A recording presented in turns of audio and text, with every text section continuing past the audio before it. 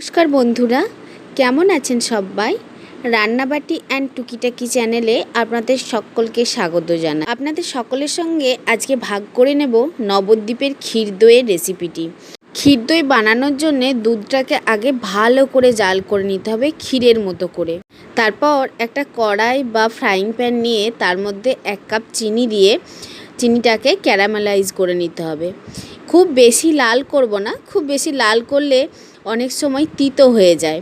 যখন একটু একটু লাল হবে তখন এর মধ্যে গোটা 2-3 এলাচ মুখটা চিরে দিয়ে দেবো। তারপর সেই ক্ষীরের মতো করে জাল দেওয়া দুধটা ঢেলে দেবো।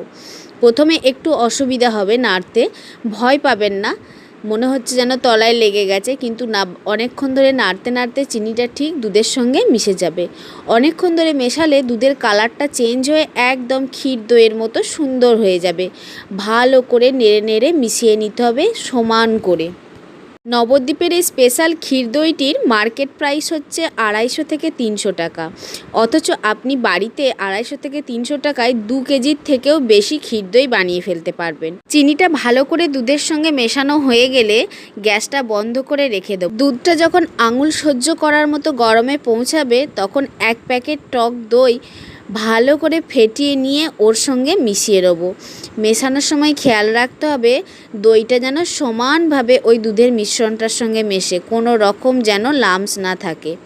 এরপরে ওই মিশ্রণটিকে একটি মাটির, চীনামাটির, কাঁচের, যেটি আপনার হাতের কাছে আছে তার মধ্যে রেখে সমান মাপের একটি ঢাকনা ঢাকা দিয়ে ভালো করে তোয়ালেতে জড়িয়ে সারা রাত রেখে দেবো। সকালবেলায় দইটিকে ফ্রিজে ভরে ঠান্ডা করে নিলেই তৈরি হয়ে যাবে নবদ্বীপের স্পেশাল ক্ষীর দই। আমার রেসিপি যদি আপনাদের ভালো লেগে থাকে তাহলে আমার চ্যানেলটিকে সাবস্ক্রাইব করে দেবেন। ভালো থাকবেন সবাই, থ্যাংক ইউ।